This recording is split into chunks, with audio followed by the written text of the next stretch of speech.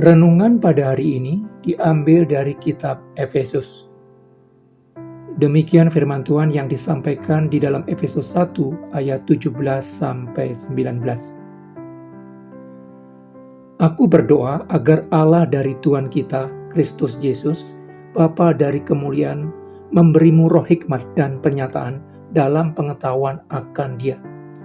Aku berdoa supaya mata hatimu diterangi sehingga kamu dapat mengerti pengharapan yang terkandung dalam panggilannya, kekayaan yang terkandung dalam warisannya yang mulia bagi orang-orang kudus, dan kekuatan besar yang tidak terukur bagi kita yang percaya, sebagaimana ditunjukkan dalam kemahabesaran kekuatannya.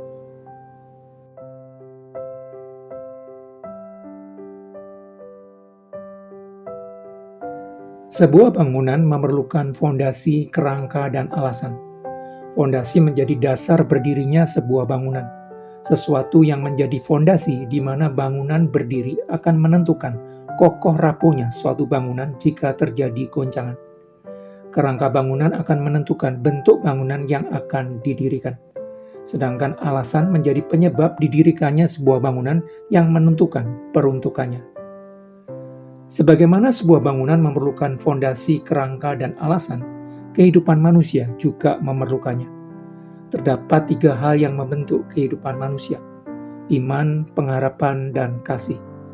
Iman merupakan fondasi kehidupan, pengharapan merupakan kerangka kehidupan yang menentukan arah dan bentuk kehidupan yang akan dijalani, dan kasih merupakan alasan yang menjadi penggerak kehidupan.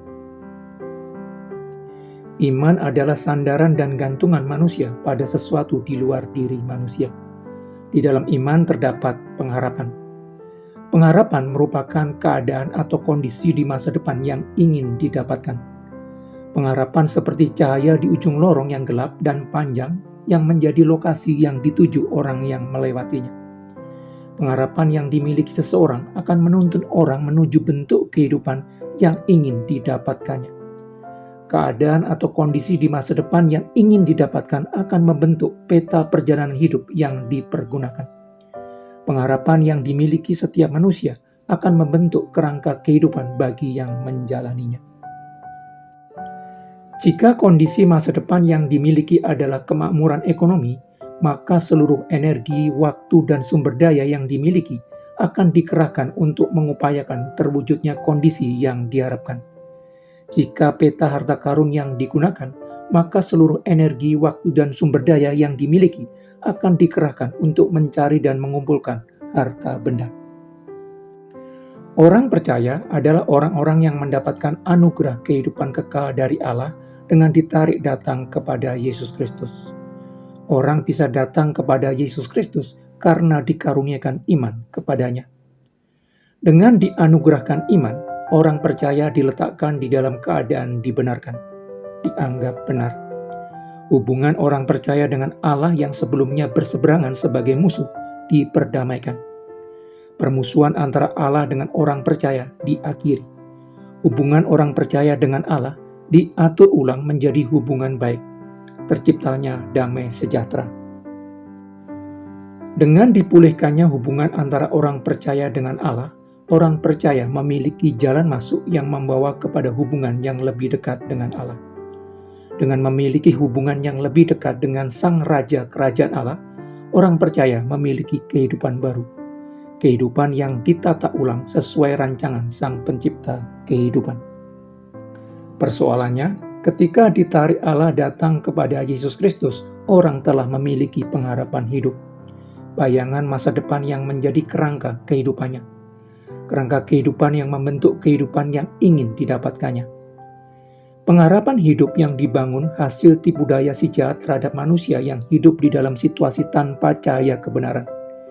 Di dalam situasi tanpa cahaya kebenaran, manusia tidak bisa membedakan tangan kanan dan tangan kiri, yang benar dan yang salah. Manusia telah membangun pengharapan.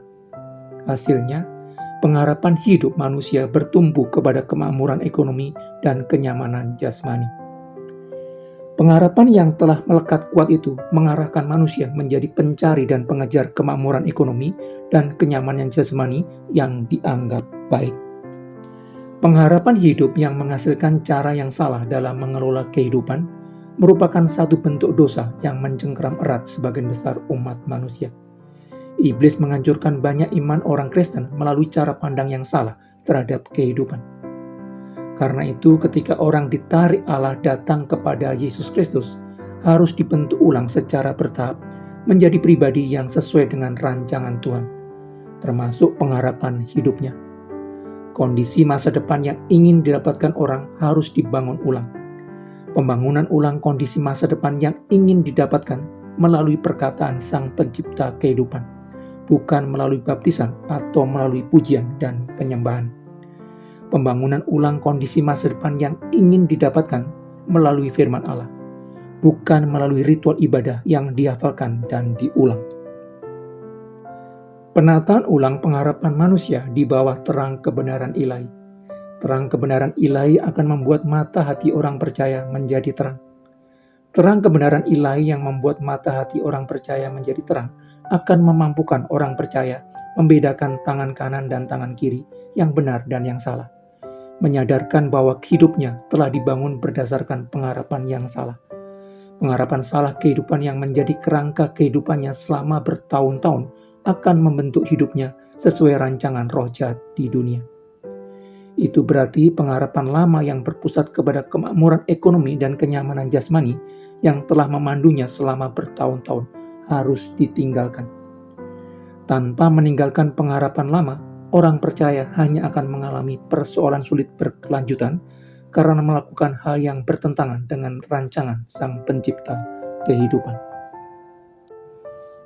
Terang kebenaran ilahi yang membuat mata hati orang percaya menjadi terang akan memampukan orang percaya melihat kekayaan yang terkandung dalam warisan Allah yang mulia bagi orang-orang kudus.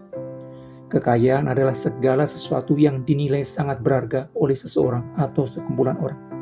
Setiap orang memiliki sesuatu yang dinilai sangat berharga, lebih berharga dibandingkan berbagai hal lainnya. Itulah kekayaannya. Segala sesuatu yang orang sangat hargai akan membuatnya berjuang dengan segenap tenaga, hati, dan pikiran untuk meraih dan mempertahankannya. Apa yang menjadi sesuatu yang sangat bernilai baginya menunjukkan siapa orang itu sebenarnya. Abraham yang selama puluhan tahun membangun ekonomi di Ur Kasdim dan berada di dalam kenyamanan kemakmuran, ketika ditarik Tuhan datang kepadanya, tidak lagi melihat kemakmuran ekonomi sebagai hal terpenting. Karena itu, Abraham meninggalkan kampung halamannya yang nyaman menuju tempat yang belum diketahuinya, menempatkan tuntunan Tuhan sebagai pengharapan hidupnya. Nuh yang selama puluhan tahun berada di dalam lingkungan orang-orang yang terbiasa menentang Tuhan, ketika ditarik Tuhan datang kepadanya, tidak lagi melihat kenyamanan keluarganya sebagai hal terpenting. Karena itu, Nuh menyediakan dirinya membangun bahtera raksasa selama puluhan tahun di dalam lingkungan panas tanpa tanda akan terjadi hujan besar, menempatkan tuntunan dan penyertaan Tuhan sebagai pengharapannya. Musa yang 40 tahun sebelumnya lari meninggalkan Mesir dan 40 tahun nyaman menjadi gembala kambing domba di Midian, ketika ditarik Tuhan datang kepadanya, tidak lagi melihat ketenangan pribadinya sebagai hal terpenting. Karena itu Musa meninggalkan Midian yang nyaman menuju Mesir untuk melepaskan anak keturunan Yakub dari perbudakan Mesir, menempatkan tuntunan dan kuasa Tuhan sebagai pengharapannya.